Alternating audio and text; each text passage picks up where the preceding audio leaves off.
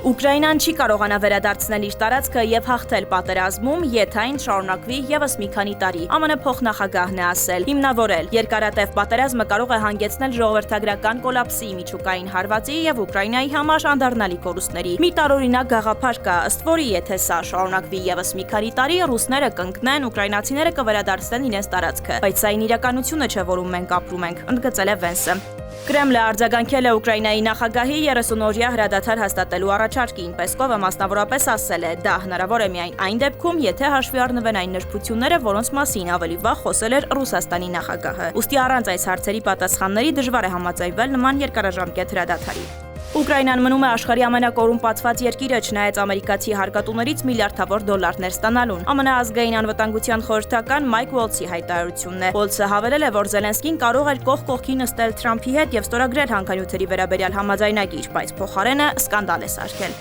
Հունգարիայի միապալատ խորհրդարանը հաստատել է միջազգային քրեական դատարանից երկրի դուրս գալու մասին օրինագիծը։ Հունգարիան կարծում է, որ քաղաքականությունն ու աշխարհաքաղաքականություն տեղ չունեն միջազգային կազմակերպություններում։ Հունգարիայի ագնախարարն է ասել.